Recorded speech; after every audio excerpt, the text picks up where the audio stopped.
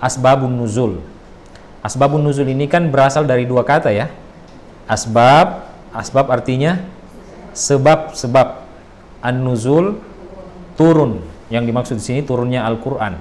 Nah, kalau kita pahami secara bahasa, sebab itu kan kaitannya dengan hukum kausalitas ya, hukum sebab akibat. Rumah terbakar karena ada sebabnya. Sebabnya karena api misalnya. Nah, tapi ketika makna sebab akibat dibawa ke dalam Al-Qur'an ini menjadi rancu.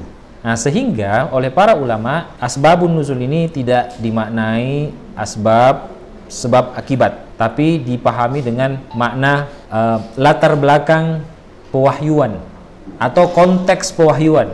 Nah, sehingga ada beberapa definisi yang dikemukakan oleh para ulama.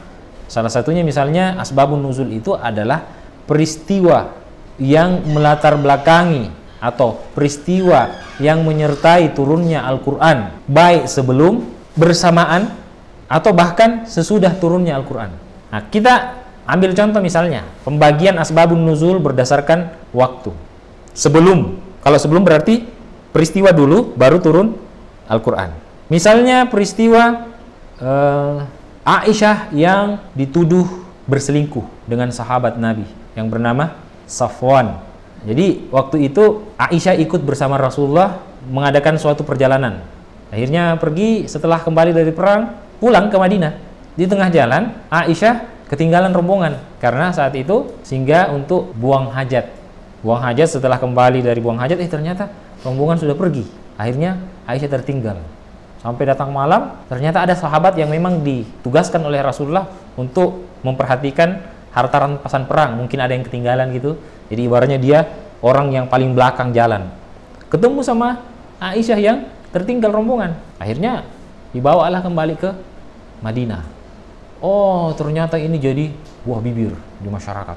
Oh, ini berdua-duaan sama Safwan, sahabatnya Nabi. Aisyah ini selingkuh dia ini. Oh, ini digembar-gemborkan oleh orang-orang munafik. Nah, salah satunya namanya Abdullah bin Ubay bin Salul. Awalnya Aisyah itu nggak tahu, karena setelah kembali ke Madinah, Aisyah langsung jatuh sakit, mungkin kecapean karena habis perjalanan jauh, sakitnya sampai sebulan. Ditanya oleh Rasulullah, "Kaifatik? Bagaimana kabarmu?" Pak, ini Rasulullah kok tumben beda ya cara bertanyanya. Biasanya dulu kan saya suka dimanja, apalagi habis sakit ini. Kok ini ada perlakuan yang berbeda ini Nabi kepada saya. Akhirnya Aisyah minta izin kepada Rasulullah. Rasulullah, saya mau pulang ke rumah orang tuaku. Akhirnya dia tanya kepada orang tuanya, kepada Abu Bakar, kepada ibunya. Ternyata diceritakanlah, oh kamu dianggap telah melakukan selingkuh dengan Safwan. Aisyah tidak pernah berhenti menangis 2 hari 2 malam. Saking sedihnya. Sampai akhirnya Rasulullah juga masih ragu. Karena Al-Quran belum turun nih. Ada peristiwanya tapi Al-Qurannya tidak turun-turun. Ya Nabi kan nggak mau bersikap kecuali atas bimbingan wahyu. Ma yantiqu anil hawa. Sampai-sampai Nabi bertanya kepada beberapa sahabatnya. Salah satunya Ali bin Abi Thalib. Bahkan ditanya juga kepada budak yang dimerdekakan oleh Aisyah. Jadi Rasulullah sendiri sempat, yang benar yang mana nih? Jadi ibaratnya termakan oleh cerita yang dihembuskan oleh orang-orang munafik. Singkat cerita, bertemulah Nabi dengan Aisyah. Apa kata Nabi? Ya, kalau memang benar kamu selingkuh, kamu harus bertobat, minta ampun kepada Allah Subhanahu wa taala. Wah, tambah sakit hatinya Aisyah. Ya enggak? Ya kita dicurigai melakukan perbuatan yang tidak senonoh padahal kita tidak melakukan. Nah, tambah sakit Aisyah. Beberapa saat kemudian turun ayat Al-Qur'an. Innal ladzina ja'u bil ifki usbatum minkum, yang menjelaskan bahwa ternyata apa yang selama ini diisukan bahwa Aisyah itu selingkuh ternyata tidak benar. Saking gembiranya Rasulullah itu gemetaran sampai keluar keringatnya. Padahal waktu itu musim dingin. Kalau musim dingin kan tidak ada keringatan saking gembiranya. Kemudian disampaikan kepada Abu Bakar juga selaku mertuanya kan.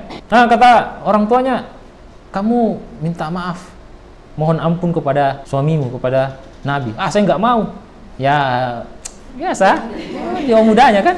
Saya nggak mau. Saya nggak mau minta ampun kepada Nabi. Saya minta ampunnya kepada Allah Subhanahu Wa Taala yang sudah menurunkan ayat untuk membersihkan status saya ini yang dianggap sudah selingkuh. Mungkin karena marahnya Aisyah ya. Bahkan Abu Bakar marah juga. Marahnya kepada siapa? Kepada di riwayat itu namanya Mistah bin Utsatsah. Keluarganya orang miskin yang selama ini dinafkahi oleh Abu Bakar. Ternyata Mistah ini juga yang menceritakan berita hoax ini. Nah, ini hoax pertama dalam sejarah Islam. Hoax tentang perselingkuhannya Aisyah.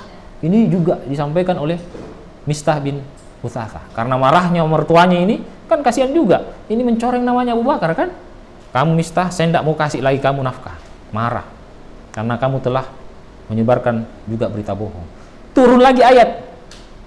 Wala ya'tali ulul fadli minkum. Jangan kamu bersumpah kepada orang-orang kasihan yang tidak ada hartanya, kaum kerabatmu, keluargamu. Ya, kalau dia memang bertaubat, ya Allah pasti akan mengampuni. Jadi ditegur juga Abu Bakar berdasarkan ayat Al-Quran ini. Jangan kamu bersumpah bahwa saya tidak mau kasih kamu lagi nafkah. Nah, jangan, ditegur oleh Allah. Nah, jadi dari peristiwa ini turun ayat Al-Quran yang mana range waktunya ini kan agak panjang. Bayangkan, mulai peristiwanya terjadi kan, pulang dari perjalanan panjang, dari perang. Aisyah sakit berapa lama? 1 bulan. Belum lagi Nabi meminta informasi dari sahabatnya. Jadi ada waktu yang agak panjang. Peristiwanya terjadi, baru turun ayat Al-Qur'annya. Nah, itu jenis yang pertama kan? Peristiwanya dulu, baru ayatnya turun kemudian. Kemudian jenis asbabun nuzul yang kedua. Apa yang kedua tadi? Bersamaan. Ya enggak pasti bersamaan, tapi hampir bersamaan. Tapi waktunya tidak terlalu jauh. Contohnya, kata orang Bugis. Contohnya, kisah Khawlah binti Tha'labah. Ini contoh jenis asbabun nuzul yang kedua. Yang dizihar oleh suaminya, Aus bin Samit. Tahu artinya zihar? Zihar itu pundak, punggung. Jadi zihar itu ungkapannya orang Arab kepada istrinya yang sudah tua. Akhirnya siapa? Khawlah binti Tha'labah ini mengadu kepada baginda Nabi. Ya Rasulullah, ini suamiku ini dia telah menghabiskan masa mudaku. Karena saya sudah tua, saya sudah mengandung beberapa anak saya, dia menjatuhkan zihar, dia mengejek saya seperti punggung ibunya. Ya Allah, aku mengadu kepadamu melalui Rasulullah.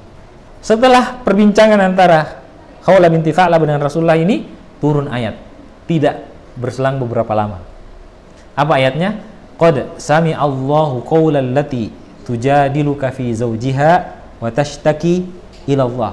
Sungguh Allah telah mendengarkan curhatannya orang yang mengadu kepadamu wahai Muhammad fi zawjiha, tentang suaminya yang telah mengejeknya seperti punggung ibunya.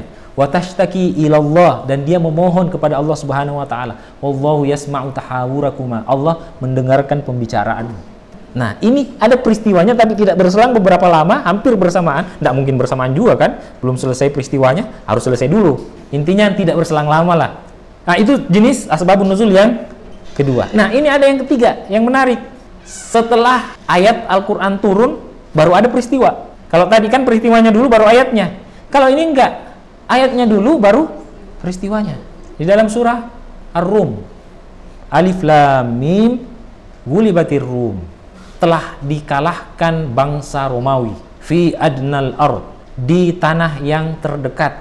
Wahu mim ba'di ghalabihim sayaglibun. Nanti mereka yang dikalahkan ini akan menang. 7 tahun setelah turunnya ayat ini, baru Persia yang kalah, Romawinya yang menang. Sebelumnya Romawi yang kalah. Tapi ayat ini mengatakan nanti beberapa tahun kemudian yang menang adalah bangsa Romawi. Padahal belum terjadi.